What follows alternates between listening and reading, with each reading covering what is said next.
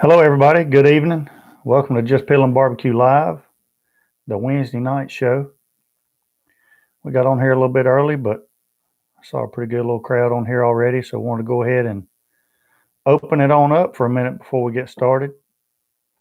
Let us know if you hear us okay and all that stuff. I was messing with a couple of settings a while ago and don't know if I cut the volume off or not, so just give us a thumbs up if you can hear us and see us all right.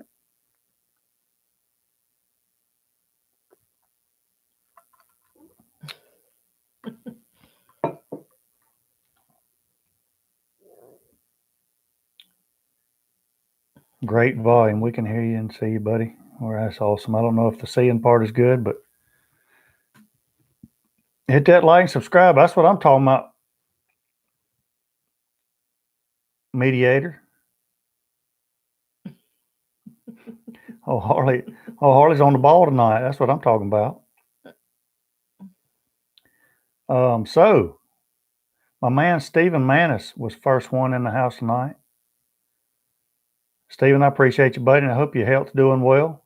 Mike Tabor was a close second, and Gary's bringing up third. Cooper the Great's in the house. Edward's sister's hands. My favorite name other than Rick James. Cotton's Tiki Bar. I'd like to see the Tiki Bar. My favorite sign maker, Matt, is in the house. Bob, good to have you tonight. Anthony, good to see you. Appreciate everybody being here. Ghost Goat. Cooper the Great. Cooper the Great. Austin. If I didn't say it, Cooper the Great's awesome. Austin, good to have you tonight, my man. Hope you're not working tonight. If you are, be safe. Appreciate what you do. Mr. Lana, good to have you tonight. All right, we're going to get started right on time. Right on time. By the way, Stephen, you got a Grilla Grill? Let me know if you got a Grilla Grill, Stephen. Matt, we're fixing to get into that.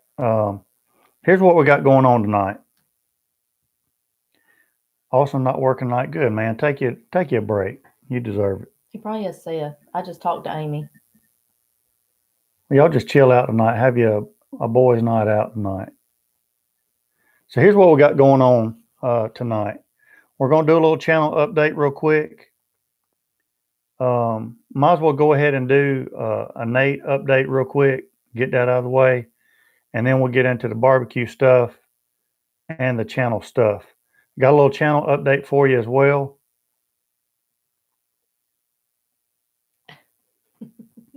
Yeah, you're still first, man. You're still good, Stephen. Stephen, what kind of grills you got? You got a Grilla Grill? Hey, J-Cat. J-Cat, good to see you tonight. Factor 6962003. That's a mouthful. Whoever knew pellet grill is garbage from everything I'm seeing. We're fixing to talk about it.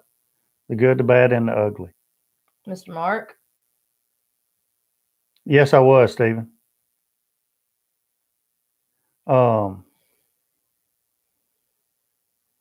So we're going to cover channel update real quick. I've got an announcement about the channel. Some of you might be happy, some of you may not be happy, but I can't make everybody happy. Chicken video was great. Going to cook a whole chicken this weekend. I appreciate that. Hey, add some citrus, lime, lemon, orange, any of that underneath your chicken, and it really kicks it up a notch and adds some moisture to it as well. Silverbac Yoder. Well, Stephen, for being first tonight, I'm going to mail you one of these Grilla Grill signs. How about that, buddy? Appreciate you for being here. Thank you. That's awesome, Gary. Good stuff. And, well, we'll talk about that when we get the channel update going. Let's go ahead and get all that started. First off, we are at 5,944 subscribers, up 39 subscribers from last Wednesday night. So that's awesome. By the time we come at you next Wednesday night, hopefully we'll be around 6,000. I'd like to bust the 6,000 mark by next Wednesday night. So if you're not a subscriber and you're out there watching Side Yard Barbecue, appreciate you being here. Give us a thumbs up and subscribe to the channel. Hit that notification so you get notified whenever we upload another video or go live. We certainly appreciate that. Also, John Lindsay, good to have you.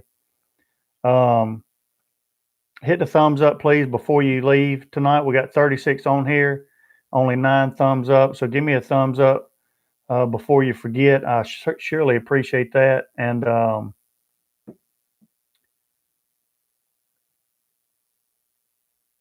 good stuff. But if you're not a subscriber, please subscribe to my channel. Hopefully we got some more good videos coming up here shortly. Thanks, John. Appreciate that, John. And share it. Share our videos. Share our live streams. We appreciate that as well.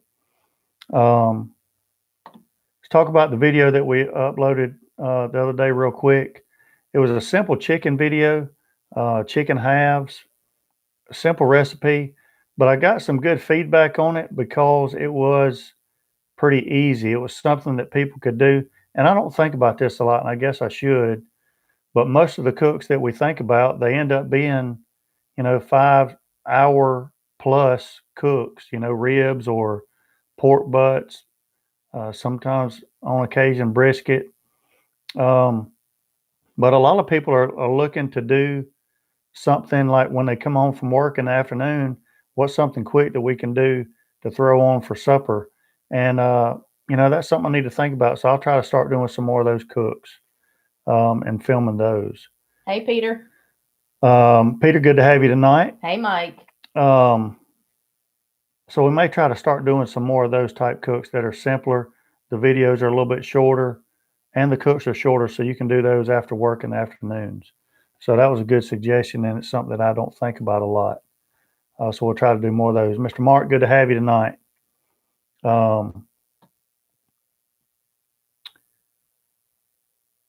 What else?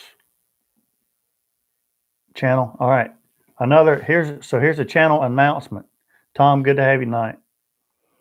And we've talked about this several times on the channel, back and forth, obviously mixed reviews on it. And ultimately it's going to be an executive decision that's made by myself and Miss Piddlin over here. And ultimately, we've made an executive decision after talking it over with a couple of folks. And starting this coming up weekend, my videos are going to be strictly on Traeger stuff. Now, my phone's blowing up already. And I'll go into why I decided to do that for a little bit. Number one, for you pellet grill guys, it really doesn't matter because anything that I cook on a pellet grill is pretty much universal as far as pellet grills go. So whatever recipe I do, you can do it on your pellet grill and it's going to work out fine. But why am I choosing to do that? There's a couple reasons. And again, some of this might make some folks mad at me, but I can't please everybody. The first thing is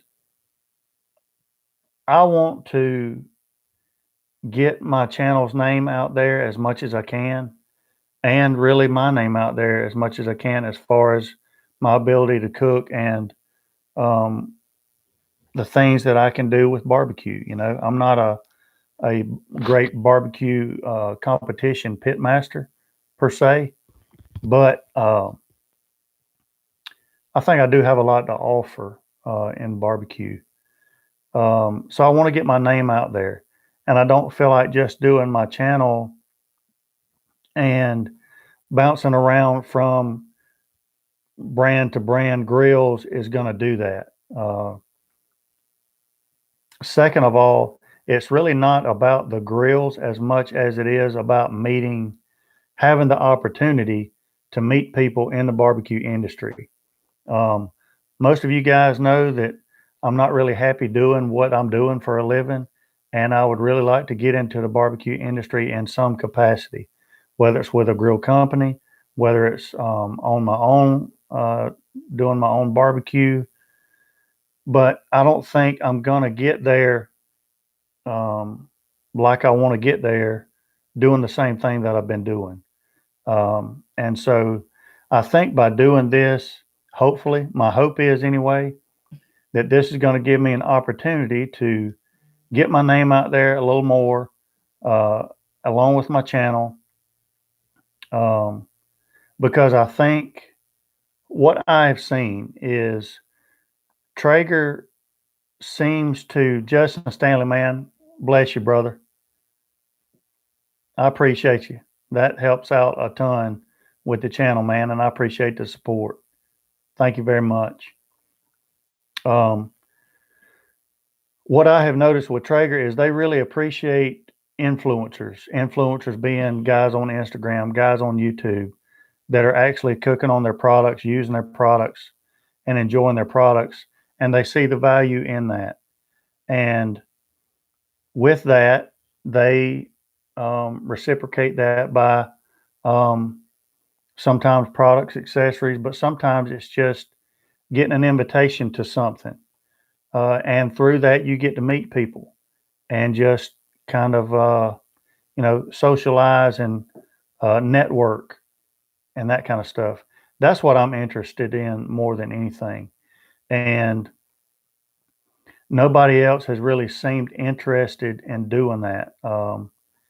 And to be honest with you, I've been a little bit, I don't know if aggravated is the word, but you know, for at least one brand, for the most part, over the last couple of years, on the low end, it's probably 100. On the high end, it's probably 250 or 300. But we'll go with the low end. On the low end, I've probably sold 100 grills or more for a company, and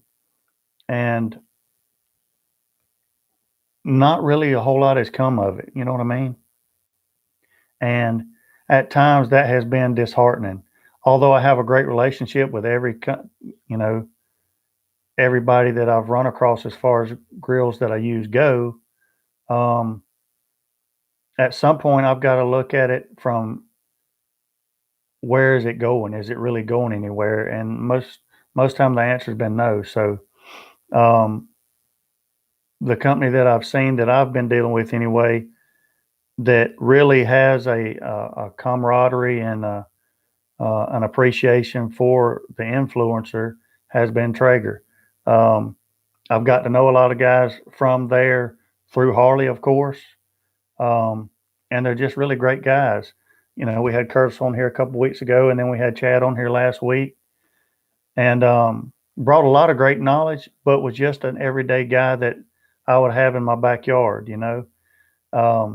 And I hope to get to know more guys like that are supportive of what I'm doing. Gosh. Mike Tabor. Mike, stop. Mike, I appreciate that, man.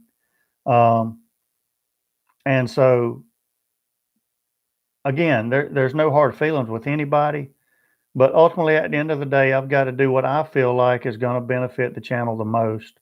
And really not just the channel, but if it's going to maybe present an opportunity for me down the road to do something that I love to do for an occupation, because I'm not really doing that right now. So that's kind of where it has led me to.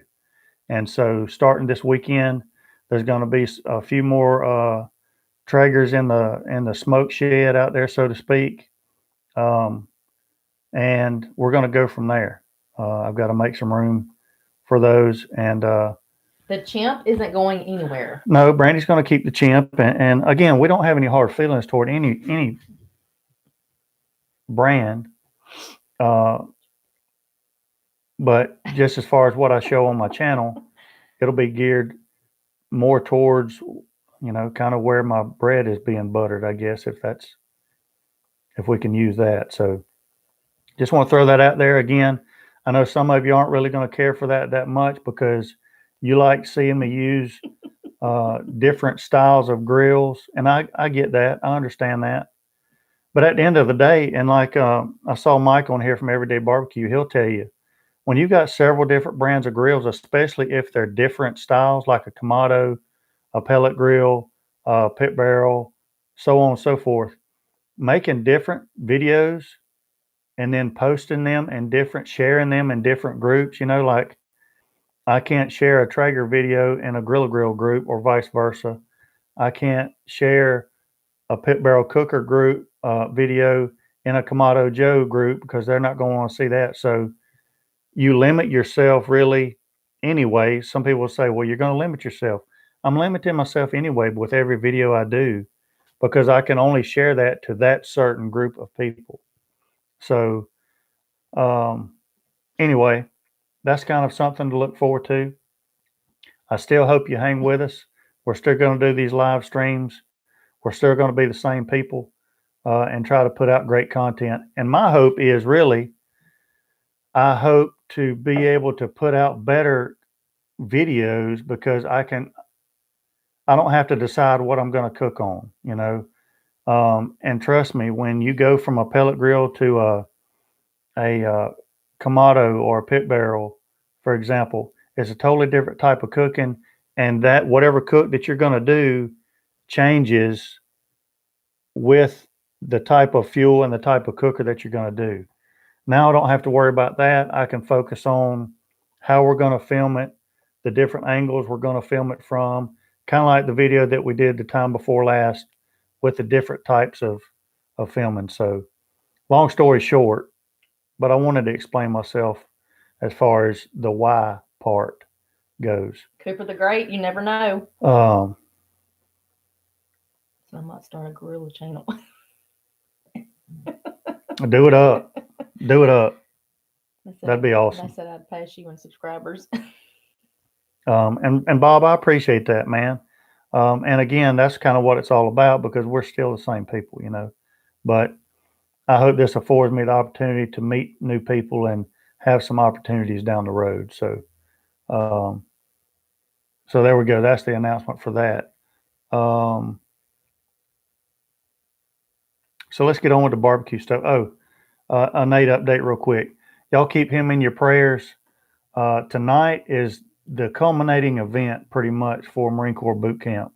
I say tonight, but really it's tomorrow morning at about 02 in the morning.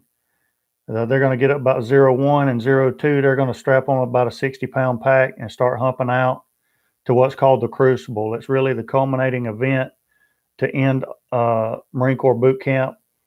And Saturday morning when they come back, they're going to have the EGA ceremony in front of the Iwo Jima Monument, and he'll be presented with that, and he will finally be called Marine for the first time, which is a huge deal.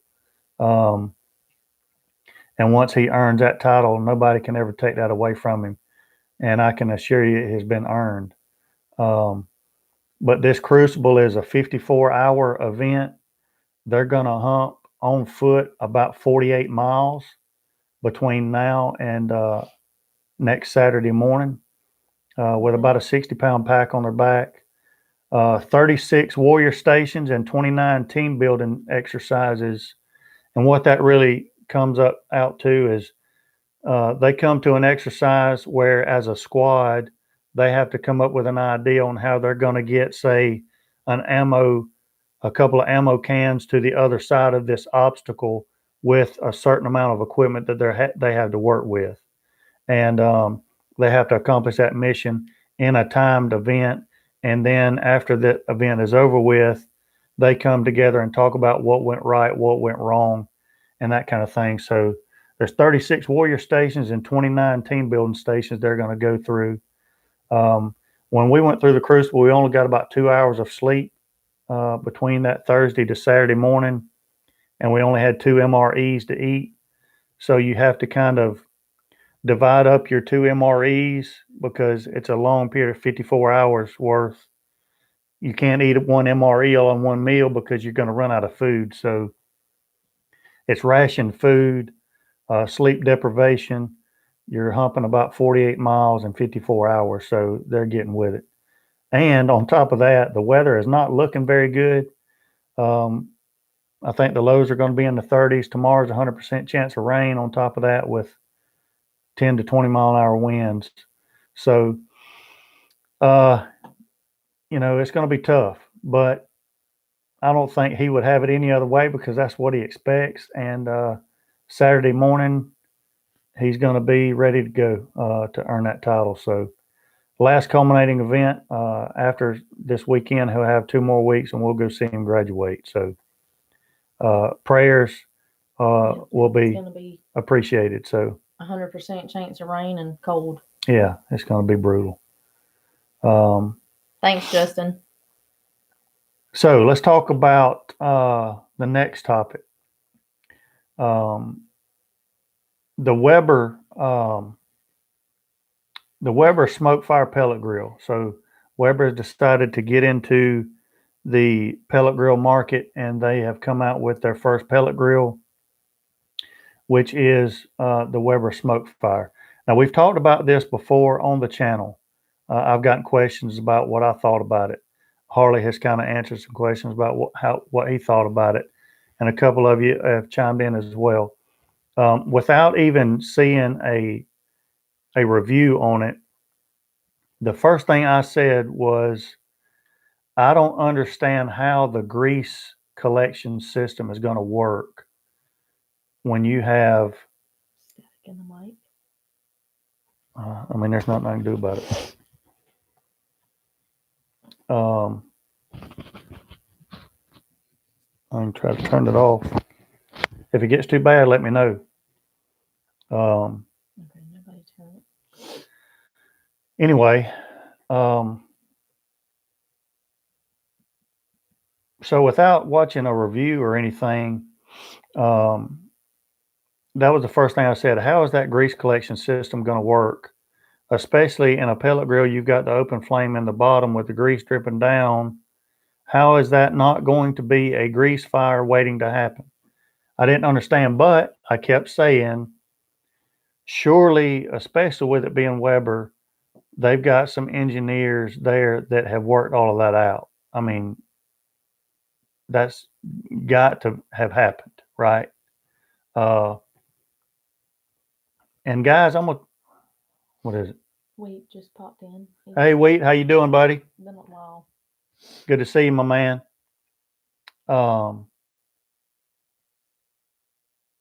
So I don't know what I was saying. Anyway, so what I have noticed is just because somebody has an engineering degree, it would seem like in the grilling industry, that doesn't mean a whole lot. What means a lot to me is somebody that has used grills, different kinds of grills, for several years, knows them inside and out, and I can hand them this grill and say, use it for a week and tell me what's wrong with it.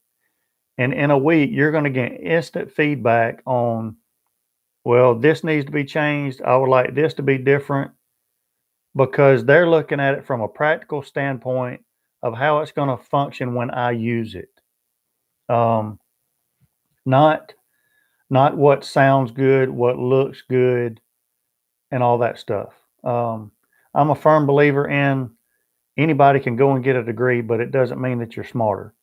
And so, the first thing that I saw when I looked at that thing was, man, I just don't see how that's going to work. And here's another thing. It looks like, what comes to my mind is that was somebody that wanted to put out a pellet grill, but didn't want to be like every other pellet grill, which I get, I understand. But it looks like a case of overthinking themselves, outsmarting themselves, and now they've got something that just doesn't work very well. And so I've watched several different review videos so far by some guys that I don't know, I'd never seen before, but I'm going to watch one guy because he looks like he's really got a pretty good channel. Still a small channel, about like mine, but he does a pretty good job. And I appreciate the job that he's done on the reviews that he's done with the Smokefire. But there's also some guys that I know really well. And I know that whatever they say is going to be the honest truth, whether they really want to put it out there or not. They're just being honest and shooting from what they feel. Um, and I can tell you, it doesn't look very good from a Weber standpoint at this point. It doesn't look very good at all. And I can't understand how a company that big that has been in the grilling industry that long would allow that to happen. I can't understand that. I can't fathom that. That's like a rookie mistake when you're a veteran, if that makes sense. They're having software issues. They're having grease fires. Their Wi-Fi stuff isn't working properly. Their controller is not working properly.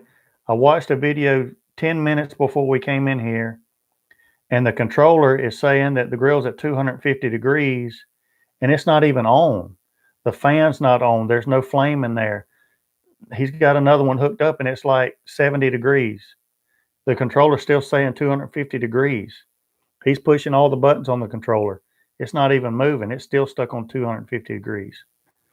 So I just don't know I don't know how that would happen, man.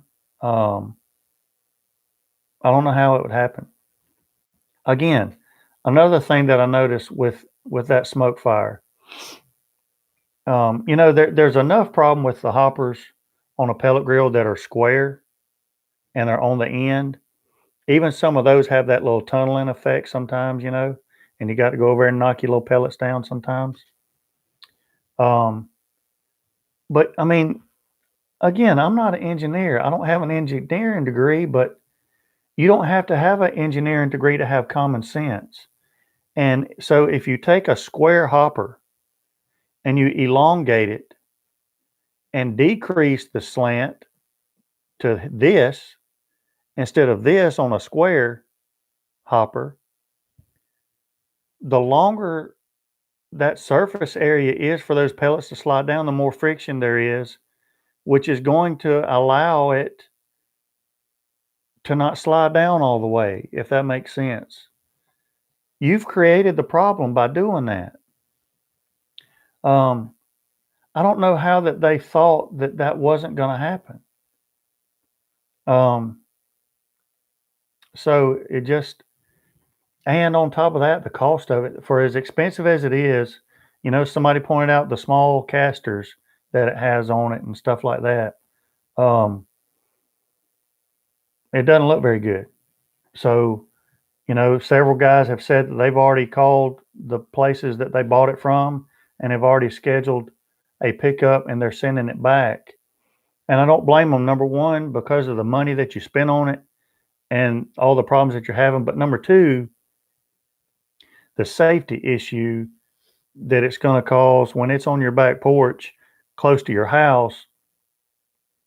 You've just cooked a pork butt the day before, and now you want to sear off some steaks at 600 degrees, but you've got all that grease down there in the bottom because there's really not anywhere for it to go. And now you've got a grease fire. So, and Mike, it's no secret. Mike did one of the reviews. Mike, you did a great job, man. And we've talked about this before. I've said it on my channel before. I don't ever want to really do a negative review, just like a bashing review on a company, because, that's not really what I'm here for. I don't want to, truth be told, we could probably do a negative review and get more views, truth be told, if we just did negative reviews on stuff all the time. But that's not what we're here for. And I know that's not what Mike is there for his channel for. But with that being said, if you've got a bunch of guys that you're buddies with in the barbecue community and subscribers that might be spending their hard-earned money on a product that they're going to be disappointed in and could possibly be a safety issue for their family. I know that's why he put that out there. And I mean, Mike, I think you did a great job, and you were just as honest as you could be. And on top of that, it's nobody's fault that all of that stuff happened, except it lands on Weber's shoulders, you know? And by the way, Mike's not the only one that put a video out like that, you know? Baby Back Maniac's done a couple of videos on it since then, and he's been very disappointed as well. And from what I've seen of his channel, he's pretty much a Weber guy up until this point, as far as, you know, Weber grills go. So that's just kind of my take on it.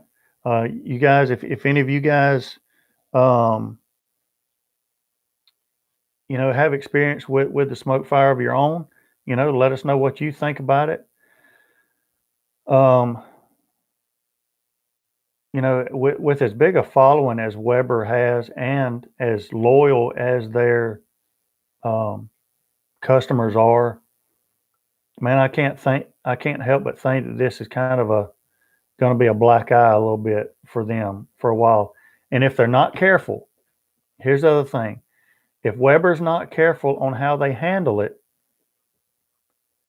this could be a black eye for a long time. Now, if they handle it right, you know, if I was them, I would probably just do a dadgum recall. Give me all of them back. Because it's not like it's one little issue that they can send out, you know, one little repair and fix. It's multiple issues. Yeah, Mike, I appreciate that, man. If any of you guys would like to hear from Mike himself, Mike said he'd be more than willing to call in and answer some of your questions that you have, or, for example, just to give you guys his perspective. Mike, you're more than welcome to do that. If, for example, you just want to call in, I'd be more than welcome to have you on, so that you can give your perspective and your point of view on, for example, why you went ahead and did the video and pointed that out. That would be awesome, man. If you want to call in, that would be cool. And we'll put you on, and you can kind of go through that a little bit for somebody that's got firsthand experience with it. Again, I don't really have that firsthand experience with it personally, you know. Hey, Jeremy.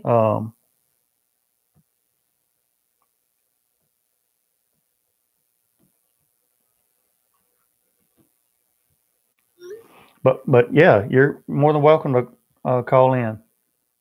That'd be cool. P. James Wright, I received mine on Monday. The cook box looked like it was dragged behind a truck. They overnighted another cook box, which was waiting for me when I got home. Then I saw Mike's video today. I feel your pain. And you know, somebody said earlier, I mean, Mike, if you feel comfortable with it, I'm good with you calling in, man. If I mean, I understand if you don't want to, it wasn't expected, but if you want to, you're more than welcome to. But somebody said earlier, that's kind of why you don't purchase the very first edition of something brand new, because there's always kinks to be worked out with it. And that's true to an extent. But if my name is on it and it's brand new and I'm going to put it out there, I'm going to make sure it's right before I put it out there. You know, that's kind of your responsibility to your brand, you know. No problem, Mike. No big deal, man. So that's just kind of my take on it. Cooking with Rye, good to have you. It really hurts to see them mess this up. And that's kind of what I was alluding to earlier about their following as far as Weber customers are concerned, and just how long they've been in the grilling industry and their reputation so far. You know, they've got a great reputation, and this goes to show that, one, one screw up like this, one bad launch before all the bugs are worked out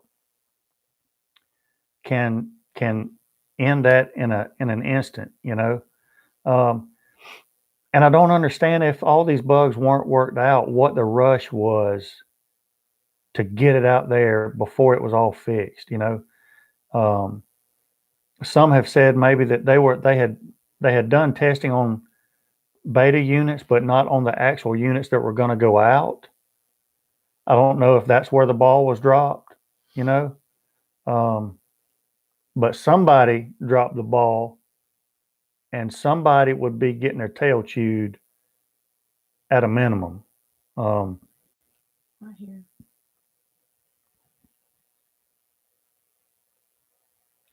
I planned on getting the Weber, but changed seeing. So anybody using the Pro 575, Brad, I'll have a 575 here this weekend. And if you like, I'll do a video on it this weekend. Hold on. Is it worth paying extra for the ironwood? Brad, I would say that that's going to be a question for more for how much room do you need? And then, you know, the D2 and that kind of stuff. It depends on what's important to you and what it's worth to you. I don't really think anybody can answer that, to be honest with you, but yourself. But, you know, a little bit of size difference and the controller. But here's Mike right here, so we'll kind of see what he's got to say about his experience with the Smokefire. Hey, Mike. How you doing, man? A hot topic, and I thought, you know, if anyone had any questions, I'd be happy to answer a couple. No, you're not interrupting at all, man. I think it'll be a good discussion. I won't keep you on here long because I know you've got your family and all that. But just wanted to give you an opportunity to, you know, kind of share your side of your experience and kind of why you felt it was important to kind of put it on the channel. Well, I mean, the whole reason I bought it is because it was such an intriguing cooker. I mean, there was so many things that they said it would do that I had a real hard time believing was possible, just because of my understanding of how pellet grills work. And, you know, I guess I just kind of did it so I could see, you know, is this really going to pan out, you know, and be what they're claiming that it is. And so, Mike, and I was, what were your, so you said you had a couple concerns and you bought it because you wanted to see if it would do kind of what they said it would do. But kind of to my point that I made earlier, you don't have a engineering degree.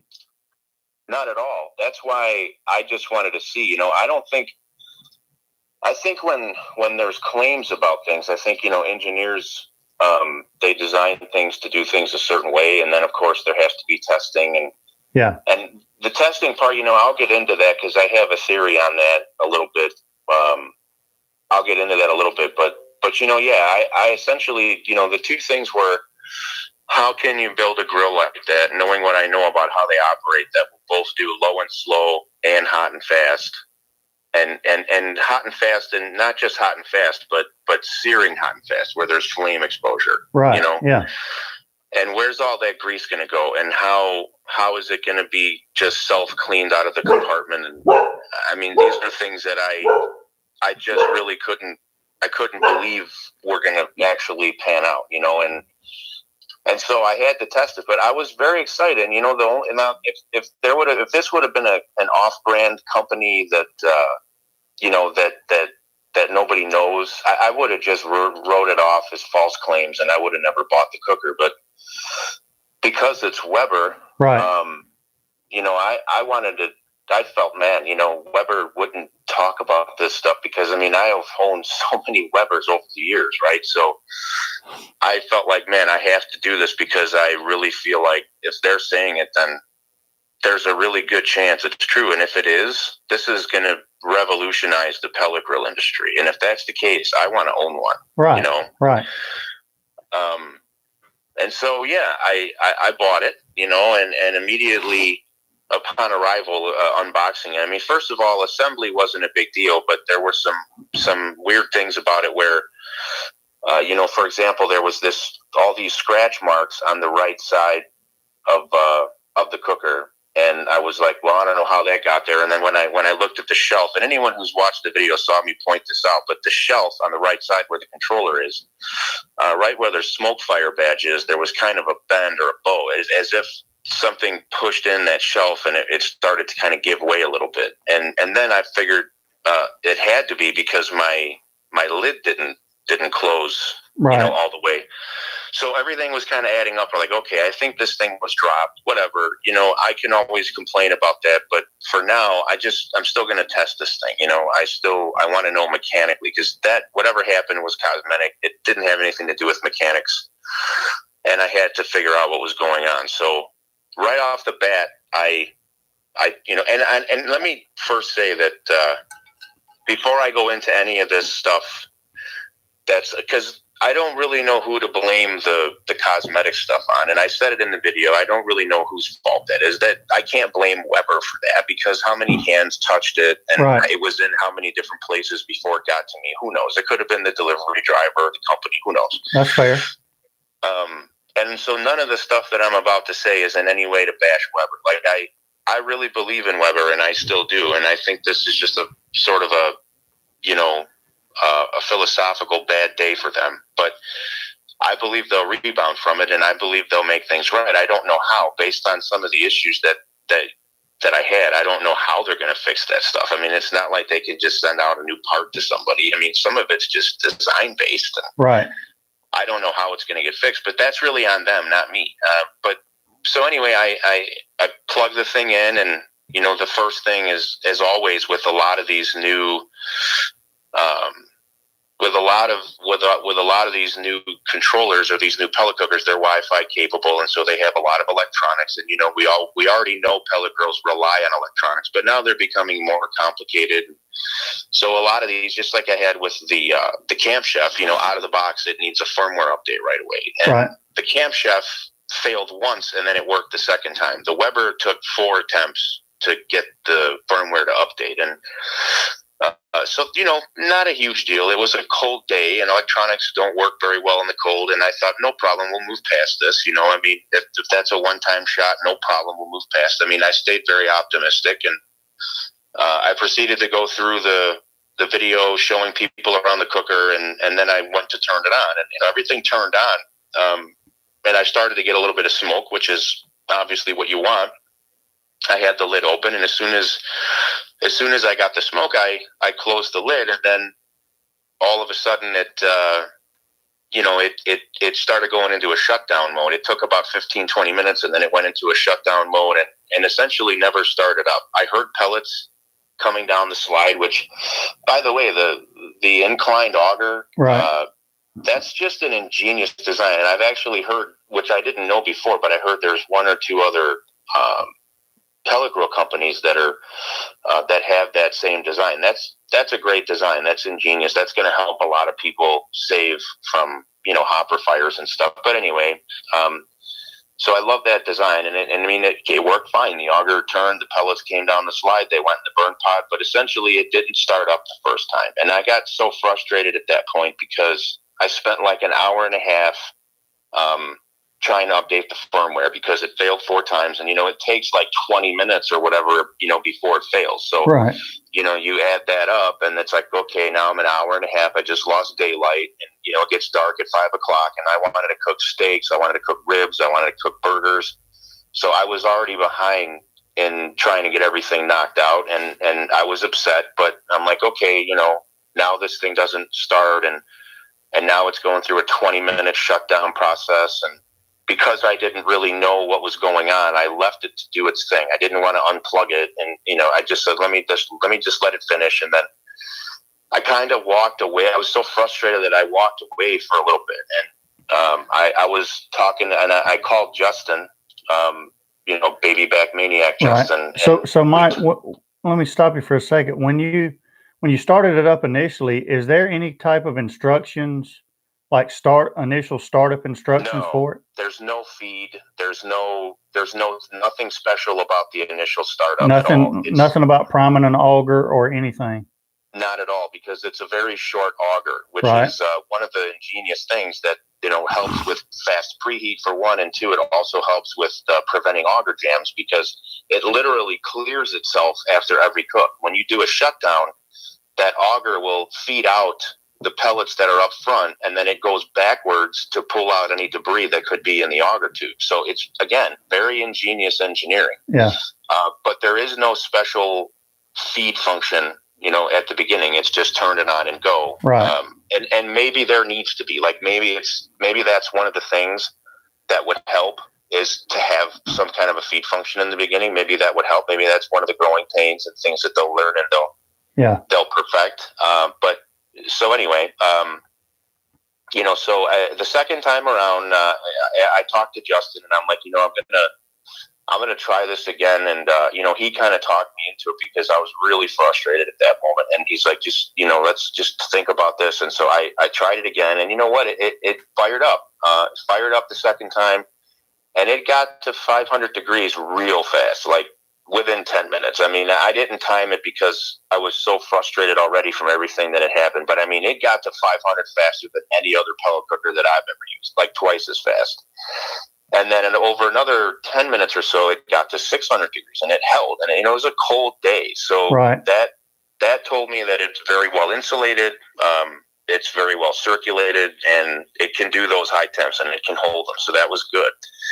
And at that point, I cooked some steaks. I made the ribs, and then later on, I put the burgers on. And so, but this is all in one day. So what I noticed later, well, first of all, during it, the claim about there not being a lot of ash outside of the cooker, that's just false. I mean, this cooker had ash flying everywhere, and I was literally blowing ash off the front of it and the back of it and the side of it, because there was so much of it blowing around inside and outside the cooker. So just so other people know, there's slits in the fire pot, correct? Yeah.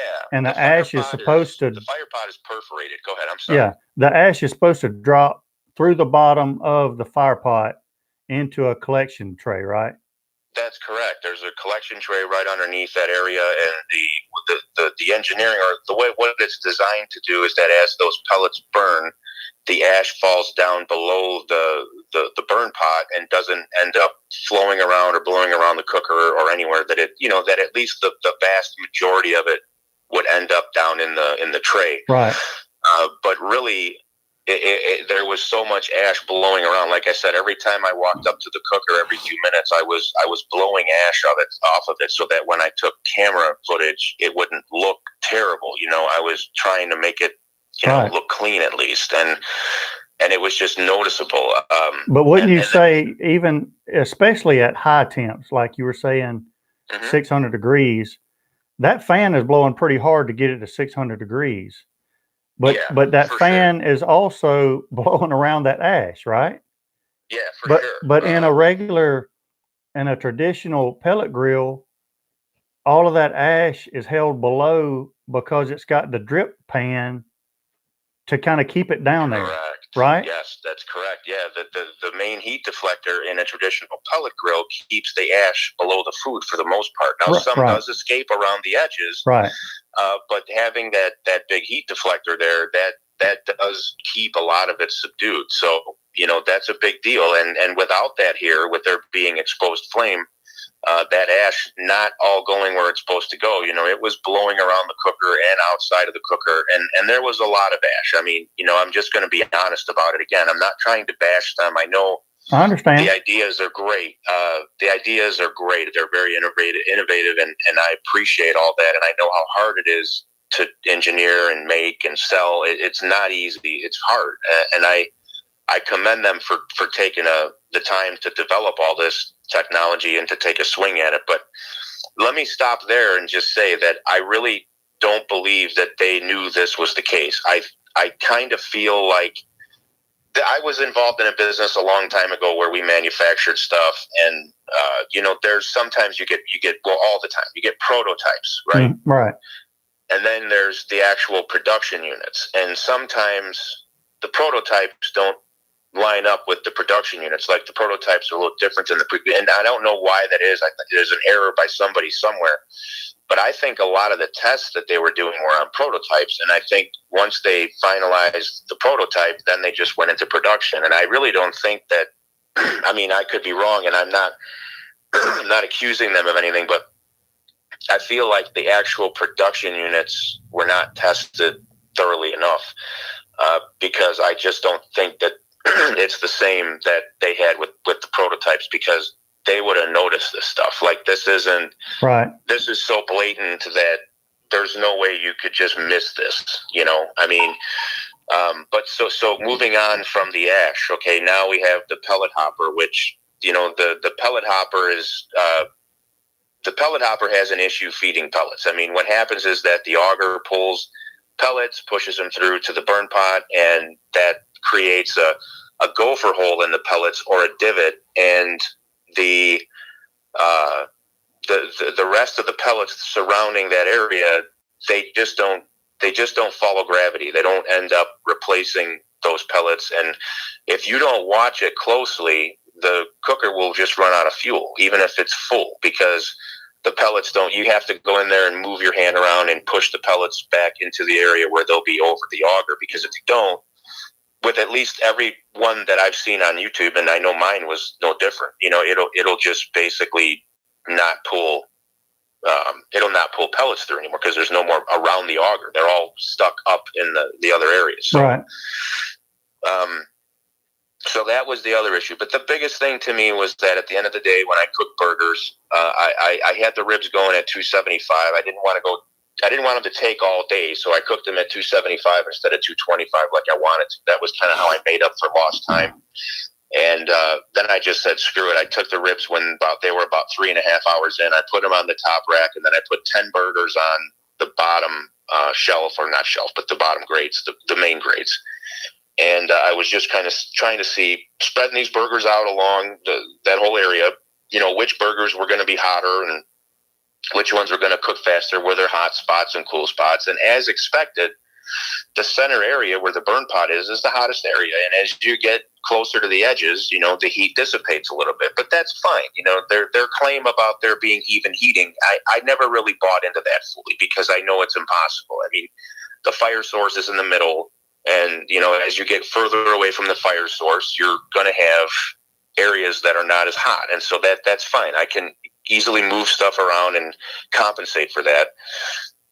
But the burgers had drippings. They were going down into the cook chamber, and it was only for about 30 minutes. And then I cranked it up to 400. And I had a little grease fire in there, which I put in the video. And so what happens is that there's these collection areas for the grease that are sort of like grease channels, and it's designed for the grease to go down those grease channels and fall into a hole, which then underneath is a foil pan. Mm-hmm. So very good design, but it doesn't work. The ash ends up blowing around the cook chamber, mixing with the grease, and it forms this immovable mush that just doesn't go anywhere. Yeah. And then the grease just piles up, and essentially with that heat source being right there, it doesn't take much. Once I turned it up to 400, within a couple minutes, I had a legit grease fire there. It was small and it was contained, but it was a grease fire. There's no question. And but I could easily see somebody. What my biggest fear is that somebody goes into this uneducated and just trusts it like they would trust any other pellet cooker, and turns it on and walks away for a couple hours, and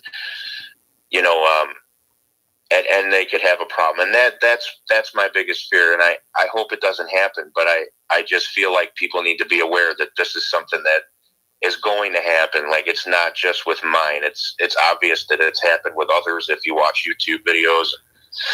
And that's kind of the biggest thing. So at the end of the day, without lingering on it too much, I still love Weber, and I still love the idea of this cooker. I just don't know how they're actually going to make it work, because to me, if you have exposed flames and you're letting the grease go down to the same area where those flames are, that's a recipe for a fire. And I'm not saying it's impossible, but I'm saying that it's going to be very hard to do. And I don't think that they did it with this one because I can see that a lot of people are having issues.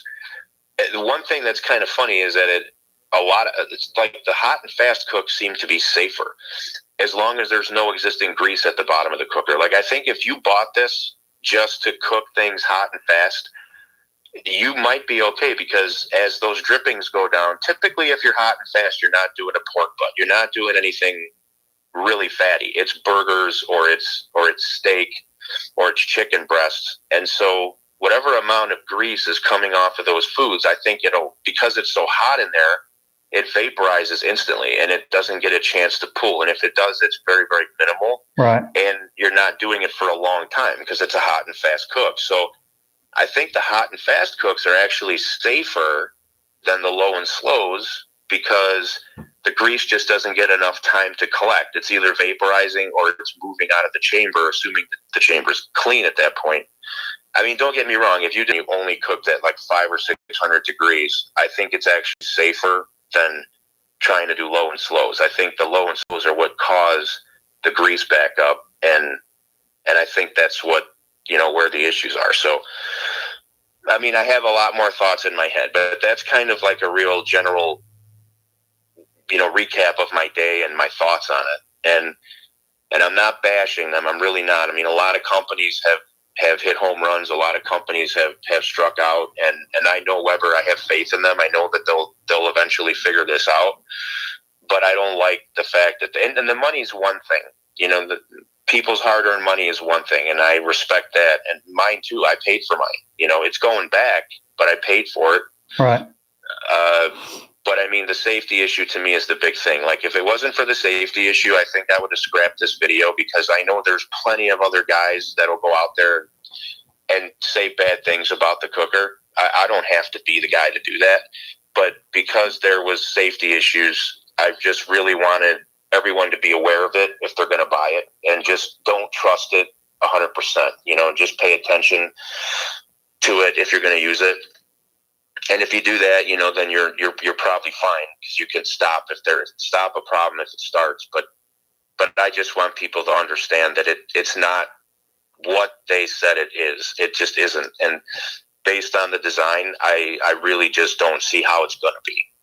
Right. And first of all, Mike, I want to say that I appreciate your honesty. And, I, along with a lot of other folks that are on here, know what kind of guy you are. And, we know that you're not, you don't take any pleasure in being negative about really any company. But at the same time, you wanted to address that safety issue. And so, we appreciate that as well. And, first of all, I didn't mean to put you on the spot and have you call in unexpectedly, but I'm glad you did, because you kind of shed some light and gave a firsthand account of everything that was going on. But guys, if you're not subscribed to Mike over there at Everyday Barbecue, y'all go give his channel a look. He does a great job, and he's a great guy. So go check him out. Subscribe to his channel. He's a great friend, and is an honest guy to watch. So, Mike, I'll let you get back to your family and everything. I know your time with your family is important, but I want to thank you for calling in and giving us a firsthand account of everything. No problem, man. It's my pleasure. I appreciate the opportunity to speak, and congratulations on everything. You're going to do wonderful. Just keep moving forward. If there's anything I can do for you, just let me know. I appreciate it, Mike. Y'all have a good night. Take care. Bye-bye. Bye-bye. So that was pretty good. That was Mike at Everyday Barbecue. Great insight. We had a couple of questions up here. Ghost Goat said, why the large flame out of the right side of the firebox? I think that was in another guy's video. And he kind of explained that a little bit. I think when he put everything together, he might have had the chute that went down the firebox a little bit offset, and that may have caused that. I think it quit after he kind of slid that back over. Just a couple of thoughts real quick. Mike is kind of like I am as far as, you can tell that he doesn't want to be negative about a company, especially, a company like Weber. And I even encourage, I've said it before, I encourage new grills, new technology, new designs to come out, and I want them to work, because what that does is it pushes another company that's competing with them to not be stagnant and to keep up with the newest and greatest thing and keep innovating. And that only helps all of us guys in our backyard. You know, that gives us something else to look at. That gives us more options. The products are continually improving. So I don't want to see any grill company fail. That's a quality grill company um, with a reputation like Weber. So that's again why I think this is really unfortunate for them, because, you know, like Mike said, he has some confidence that they will fix it, but it's not one part that they can fix and it's done. It's like the total design package needs to be totally reworked. And I don't know how they're going to do that without just recalling all of them and kind of starting over at least 50% of the whole design, because there's so many little issues as a whole. So we'll see. Uh, and again, as I said before, I think the key is going to be for Weber how they handle these issues. If they kind of try to sweep them under the rug, I think it's going to be a big deal for Weber. I think if they take responsibility for it and treat the customers right and try to fix it, then I don't think it'll be quite as bad. So we'll just see what Weber's response is and how they handle it from there. But again, I want to thank Mike for calling in unexpectedly. That was really nice of him. So again, if you haven't subscribed to Mike's channel, Everyday Barbecue, go check him out. If you're on here, guys, and you're enjoying the show, please give us a thumbs up before you leave. We've had a great crowd tonight. I think we're up to 91 at one point, so that's amazing. Is there a big difference between the Traeger 34 and the 780? I'll be honest with you, without any question, I think the 780 is a top tier, a tier above what the Traeger 34 is. So that new generation, the 780, is the bee's knees, as they say. View to a Grill, good to have you. New to your channel, I hope you're doing fine. Doing wonderful, and great to have you on the channel. Great to see you. And just like Harley said, the 780 has the new D2 controller drivetrain. The Pro 34 is the older generation. Again, the price point is going to be different if that's something that you're looking for, but I wouldn't sacrifice that. I would go ahead and get the 780. Weber's been pretty quiet, and I've noticed that too, to be honest with you. I asked customer service about the issues, and they basically didn't want to address it. You know, sometimes, and here's the thing about customer service. The guy that answers the phone, I wouldn't want to be that guy at Weber right now, because the big guys who are making all the decisions are probably in a boardroom right now trying to decide what they're supposed to tell that guy who's answering your phone call, what he's supposed to say. And if they haven't decided exactly what to tell him yet, he doesn't really know what to say. It's really not his fault, because that's coming from the top. And I would imagine there's a lot of conversations in the boardrooms right now at Weber trying to figure out what the right thing to do is. So we're going to see, we're going to see. Matt, that won't be happening. Where's Matt? He wants to know when you're going to get the Traeger neck tattoo. No, that won't be happening. No. That won't be happening. Traeger or RecTech? Ghost Goat, that's a great question. I've never owned a RecTech, so I don't want to speak a whole lot about RecTech because I've never owned one. I think they probably make good quality grills. They are only about 2 hours away from where I am right now. But I've just never owned a RecTech, partly because RecTech's really just not my style, I guess. Everybody has their own taste and all that stuff. Mike, man, I really appreciate you, man. Bless you. I appreciate that. But some people like the horns and all the flashy stuff. I'm not really that kind of dude.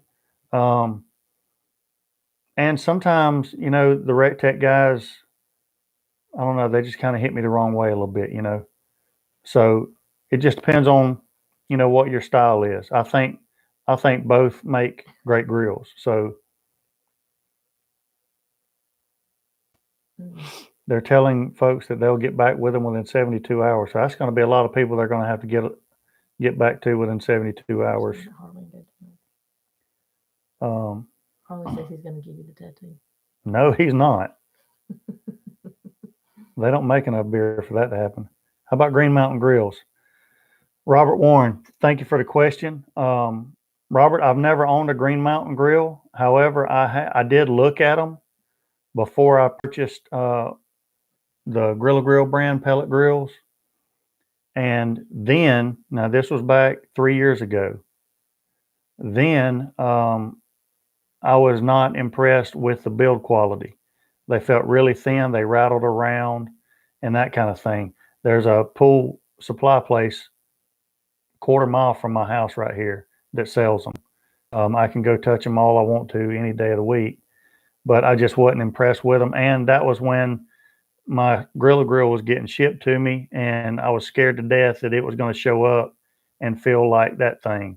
And thankfully it didn't happen that way, but I just wasn't impressed with them. Now, with that being said, I've never owned one. They may perform fine. They may last perfectly fine. And they may have done some upgrades and updates on their build quality since then. I can only tell you, what I have experienced. My advice is get on their website, find their nearest dealer on the locator, and go grab one for yourself, lift the lid up, rattle it around, see what you think, see if it's worth it for you. Hearing a lot of stuff about chimney pellets grills, and the rear venting grills. Is there a difference in the airflow? Tom, that's a great question too. I think there is a difference in the airflow. First of all, you got to realize, if you just think about it, say you've got a chimney on this end, and so it's kind of drawing that smoke up and out that one end. My thinking would be, for the most smoke, you want it towards the chimney end, right? But the rear ventilated system, kind of like what's on some of the Traeger, like the Ironwood and the Timberline, it creates more of a vortex over the whole barrel. And I would think that it gets more of an even smoke throughout the whole barrel. And now, like Harley's on here, so he's a Traeger guy. Some of their models have, like my 780 still has a smokestack on it. But like the Ironwood and Timberline, they have the vents on the back. So, he can probably speak a little more to that as far as smoke delivery goes. But I would think you're going to get a more even smoke with that rear ventilated system over a chimney that's on one end. So that would be what I would be thinking about. What you got, babe? I had you where you needed. Well, I'm trying to see what Harley would say, but it's probably 20 minutes down. Would you buy?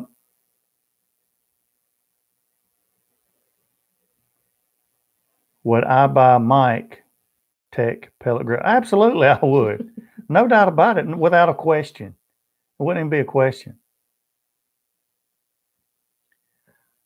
I went to see if there were any reviews on the Weber website about the new Smokefire last night.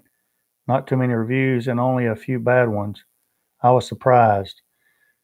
And that brings up the question of, are those reviews being kind of manipulated? That's not the first time that a company would have done that, I would guess.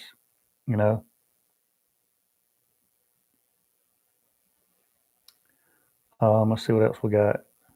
I'm trying to catch up a little bit. Hot right ribs when Bart said, say if I'm cooking 6 racks in the pit barrel, what's some sort of electric cooker that I can throw them in when wrapped to finish them off? That's an interesting question there. I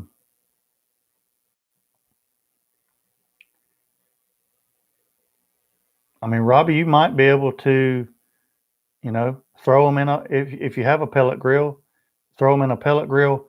Electric cooker, I'm not really sure.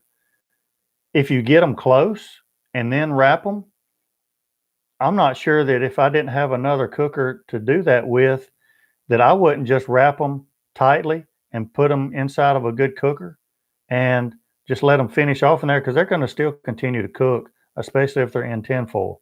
I might try that and see how that works. But I'm not sure about an electric cooker that you could put all those in to finish them off.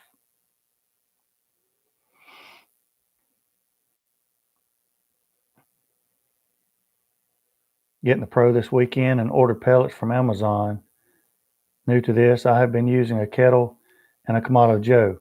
Well, Brad, one of the suggestions that I'm going to give you is whatever pellet, I don't care what pellet you decide on, you be the judge of that. But what I will say is once you find a pellet that you're satisfied with, just stick with it. Do not be one of these guys that jump around to 15 different brands and they try to find the 40-pound bag for $5.99, and then wonder why they get inconsistent results. I'm still paying $19 for 20-pound bags of pellets, but I'm okay with it because I know that I'm not going to get some kind of weird result, weird temp fluctuations, all kind of ash, leftover, all that stuff.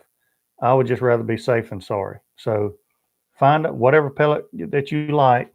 Once you find one, then just stick to it.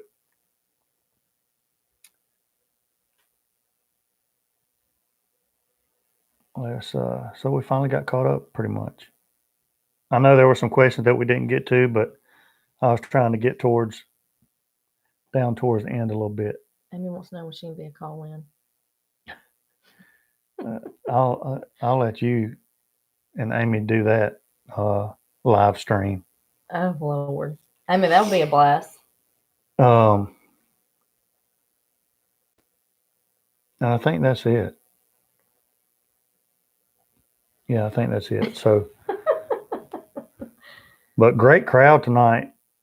Great crowd tonight. We were up to like 91 at one time. We still got 60 on here. Be sure to give us a thumbs up before you get off, guys. Stephen Manis, I'll get that sign out to you. I've still got to get Amy's mug. Yes. And I've got to send Curtis his sauce. And I've got to make some more sauce. So we're going to get off here. It's been an hour and 13 minutes. We've got an early morning tomorrow morning. I've got a doctor's appointment tomorrow morning in Jacksonville, Florida. I've got to be there at 7:15, and it's a 2.5-hour drive. So y'all can do the math on that. It's going to be a super long day tomorrow. Robbie, I appreciate that, man. Thank you so much. Appreciate you being here. Appreciate everybody being here. So we've got that tomorrow, but excited about the weekend. Hopefully it doesn't rain, and we can do some cooking on some different grills that you haven't seen on the channel before, or at least for a long time anyway.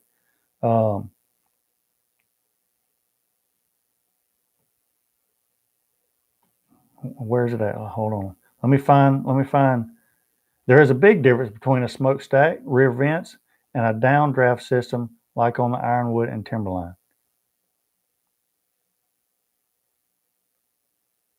And I'm assuming it's pretty much along the lines as to what I was talking about with the smoke direction, the smoke ventilation, and the rotation of the smoke through the barrel. So personally, I like the downdraft system better than the chimney, just from cooking on the Ironwood and the Timberline some. I like that better. Plus, you don't have to worry about that stuff getting in the way or a chimney that's going to clog up. So, Hey, Eddie. Eddie, brother, good to see you, man. Hope everything's doing well. Thank you, Matt. Craig Cecil, good to have you. I appreciate you. Tom, appreciate you. Thank you so much. All right, guys, we're going to hop off. Hour and 15 minutes. We appreciate it. It's been a great show tonight. Probably the best show we've ever had. What is my favorite Traeger?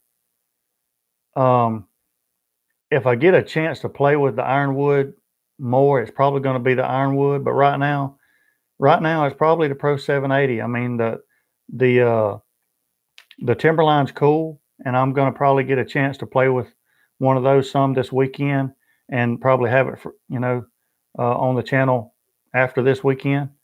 So I'll get a chance to play with that some more.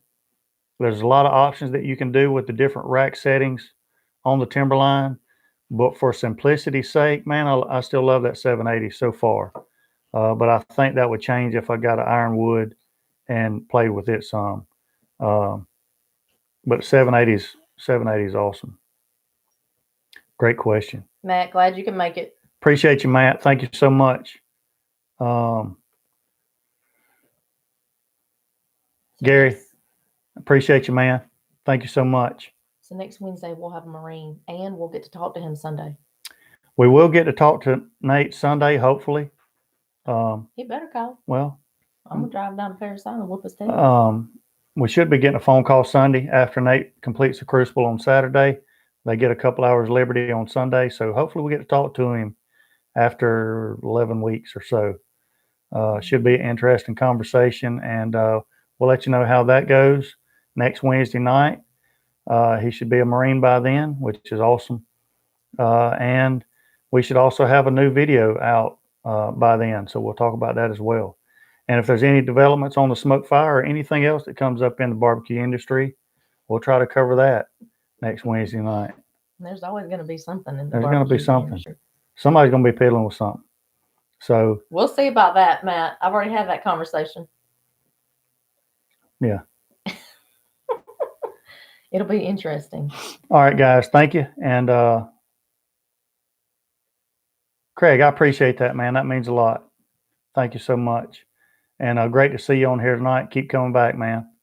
Keep coming with the questions. Anything that you need, holler at us, email, Facebook Messenger. Check us out on Facebook. Check us out on Instagram. I'm going to try to start posting more pictures and stuff on Instagram. I'm going to try to get better on Twitter as well. I may be doing the Twitter page. That might happen. So, but appreciate you. Thank you. And until next time, we'll be piddling. Y'all have a good night. Good night.